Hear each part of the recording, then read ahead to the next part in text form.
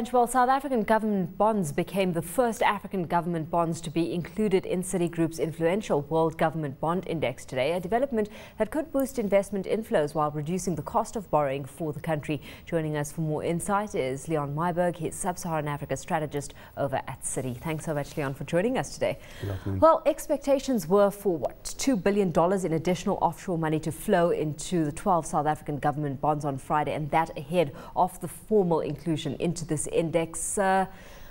What kind of activity did we actually see materialize? Well, I mean, Friday, the actual inclusion took place at 5 o'clock on Friday. Trading by investors tracking the index would have happened 1 or 2 days prior to that and might still continue during the course of this week. And for that matter, it's likely to continue for many months to come, though the quantums will be a lot smaller than what we saw on Friday. And Friday's turnover stats reported by the JSE certainly shows a huge increase in the turnover. We had a day where the total consideration turnover was 72 billion rand. That is the third highest trading day recorded by the JSE in history. And when you look at, for example, the turnover compared to the last 2 months, the turnover was 2.3 times higher than what we've seen on average for the last 2 months. And also in terms of the foreign turnover, that was 2.8 times higher than what we've seen. The foreigners turnover roughly 23 billion rands worth of bonds on Friday. Mm-hmm. Leon, let's go back a bit. I mean, Friday is one thing, but I note in your note this morning you say, first the caveat, we caution against reaching any firm conclusion based on 1 day's data. So let's look back to when it was first mooted that South African bonds would be included in the WGBI. What has been the action since then? Has there been a dramatic uptick in turnover, and has there been a dramatic inflow from foreigners for South African bonds? Well, there wasn't a dramatic uptick in turnover, but certainly there has been significant bond purchases by foreigners over the period. I think we've had roughly $6.5 billion odd worth of purchases since April when the first announcement came in. However, you must put that in the context of what was going on in other emerging markets around the world as well. And most emerging markets, as the global investors were diversifying and trading into EM in a search for yield, most emerging markets saw substantial inflows over the period. So there is an element in which that $6.5 billion should have incorporated sort of a front running, so to speak, of the WGBI event, and certainly Friday's data attests to that. But I would argue that the vast majority of that $6.5 billion was in fact driven by a search for yield and not by front running the WGBI. In terms of Friday's data, you're 100% correct. I mean, 1 day's data is one has to be very careful with how you use it, simply because of how the booking period happens. You know, these trades were being executed at 5 p.m. in the afternoon. It's possible that trades didn't all make the booking window by the JSE. They might be booked today. Trades might come through today. So you've really got to look at over a 2 to 3 day period to make a final conclusion. But Friday's data showed a very, very small net purchase.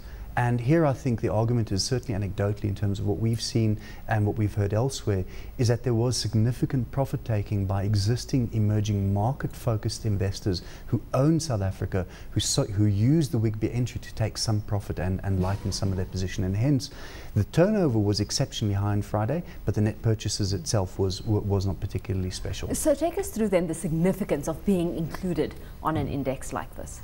Well, the most important thing about this is that the World Government Bond Index is tracked by typical G7 or G10 type investors. These are the guys who will buy Japan, US, Europe, UK, these types of markets, and they don't normally look at a market like South Africa. Mm-hmm. So what we've actually done now is we've opened up the South African bond universe to a whole new spectrum of investors, and this is a substantial portion. I mean, nobody really knows how many assets are managed against the World Government Bond Index, but we would estimate it to be somewhere in the vicinity of $2 trillion around the world that's managed against this index. And that's a big universe. Also, it's a geographic spread of this, because a lot of this money is being managed out of Japan. Mm-hmm. So suddenly we're opening up not just simply to a different investor base, but a different geography as well. And that is why when you look ahead, the portfolio flows that we saw on Friday might not have been particularly big in terms of the net purchases, but what it tells us is that going into the future, we're going to have a very different investor base looking at South Africa. And also, as these new investors get dragged in, it'll suck in more investors, sort of the peer pressure effect of, you know, when your fund manager next door to you is starting to buy South Africa, you consider buying South Africa as well. Anecdotally, we've already seen flows like that out of Japan, where non-WGBI investors are now buying South Africa as part of their portfolios. Leon, is it a double-edged sword, though? I mean, for every action, there's an equal and opposite reaction. That's according to some brainy person from 100 years or so ago. What about the fact if South Africa starts to unravel a little bit, and the pessimists say, you know, in the run-up to the end of the year, maybe politically we could be sort of become a pariah again in the short term for international investors? Can people go short of South African bonds via the WGBI? How does it work? Well, no, because in terms of the money that's flowed last week and likely to flow today, these are what we call passive trackers. So what they do is they have an index and they're going to replicate that index as perfectly as they possibly can. Now, this means that when a bond comes into the index, a country comes into the index, they're going to buy it irrespective of the domestic political situation, up until such a time as it is as it falls out of the index. Then they will sell it. But if there is big political trouble going into December's ANC conference or so, it wouldn't affect the money that's come into the country already. That would affect your active managers. Now, the active managers we don't think have massively come into South Africa yet, and this is some of the money that I'm talking about, which is likely to flow over the next 6 to 12 month period.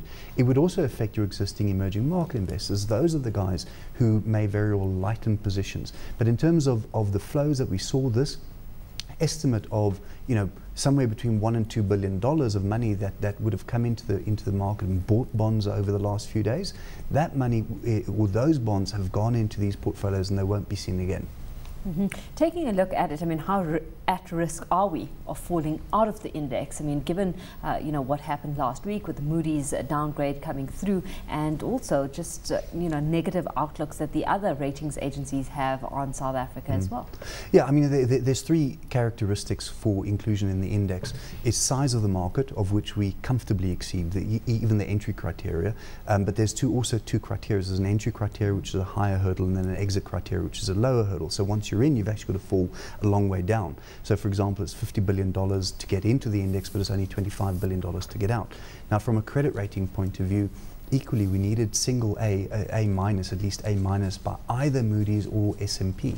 To fall out, we have to fall sub-investment grade by both Moody's, and so that is, from a Moody's point of view, we have to have 3 further cuts. From an S&P point of view, we have to have 5 cuts, because remember, S&P, we're looking at domestic credit ratings, not foreign currency, domestic currency long-term rating, and we're single A with Standard & Poor's. So it's a significant way.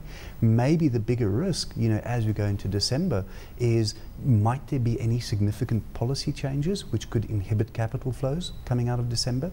If that were the case, of course, then it becomes a grey area. At what point is it have controls limited the ability for investors to replicate the index, right? So that is a risk one needs to consider. I don't think it's a significant risk. I think it's a very small risk. But the reality is, once you're in the index, you actually have to, it takes quite a bit to fall out. And that is why, for example, we're not the lowest credit rated country in the index. Leon, you say at the end of your note this morning, you say again, we emphasise that we need to see at least 2, if not 3 days data before being able to make final conclusions. But you must have an idea now. I mean, how much more is going to come in? I mean, you've sort of said that a lot of the inflows into the South African bond market from non-residents has not been front-running of the WGBI inclusion, but it's just been a search for yield. But there must be a little bit of that. I mean, people are not going to wake up this morning and say, oh goodness me, it's October the 1st, the start of the 4th quarter, and look at that, the South African bond market has been included in the WGBI. Let's get on the phone right now. There has been some front-running, surely. The question is, in a rather long-winded sort of way, is how much more money do you think will come in over the next days and weeks? You're 100% correct. There was certainly a measure of front-running. It could have been as much as $1 billion, you know, of front-running. Of that $6.5 billion that I mentioned earlier, it could be that $1 billion of that was. We don't really know. I mean, the reality is, you know, you're busy with a scrambled egg here, and you don't really know what was legitimate search for yield versus what was front-running the index. And what we have seen over the last week is certainly there's been significant profit taking by both foreigner and domestic investment accounts. So when you look at the net purchases on Friday, the JSE reported, gross purchases on Friday, the JSE reported purchases of approximately 11 to 12 billion rand. Right? So that takes you up to around about $1.5 billion equivalent. If we assume that nobody except the WGBI investors were buying bonds on Friday, which is probably a fair assumption under the circumstances because everybody else was looking to sell at the time, then you could say, well, maybe there's another $500 million or so to come. Now, I mean, we are busy making a number of assumptions in this, but you know, that is inception flow. What we're talking about after this, and when you talk about what happens over the next 6 to 12 month period, it is the active investors who haven't chased the inception trade, i.e. they were worried that the yields were too low. They'll wait for the yields to back up another 20, 30 basis points and then they'll come in and buy it. Because the reality is South Africa, as an index constituent, has by far the highest yield in the index by 150 basis points. Its modified duration, which is a measure of risk in the portfolio, is substantially less than the overall index. So it's a market that you can put into the portfolio in some respects with a lower risk component. So there's lots of reasons why foreigners would like to find an opportunity, the active managers, to find an opportunity to buy it, but they just want to do it at higher yields. Yeah. Just taking the conversation a little bit further here, I mean, what this has all certainly done is provide some sort of cushion to the rand. You know, specifically, what are you making of the kind of movement we're seeing on the currency front right now? Because the kind of flow that we've seen is helping fund a ballooning current account deficit. Yes, and our view on the current account is deeply concerning, and it worries us that the rand may very well not stick to these levels by the time we get to the start of next year. I mean, rather I'm thinking it could be as much as a rand higher because of this current account deficit and our inability or lack of ability to finance this, because where's the money going to come from? You know, we've had these portfolio flows which come in over the last while, but will they continue? And you know, when you look at the rand's price action, it probably was disappointing for Friday because the rand was actually quite weak on the day. And that was in spite of what must have been something like $1 billion that was sold to purchase the bonds. And here you've got to go back to, you know, the ratings that you mentioned. The Moody's downgrade the previous day certainly played a big factor. You've got to talk about the general sentiment and the run-up to the WGBI inclusion due to the Marikana incidents and all the strikes that are ongoing at the moment. Equally, the trade deficit data on Friday was very disappointing, you know, at 12 billion rand. So the rand, unfortunately, just was hit by a number of very bad news events, and the price action in the rand, therefore, on Friday was very poor.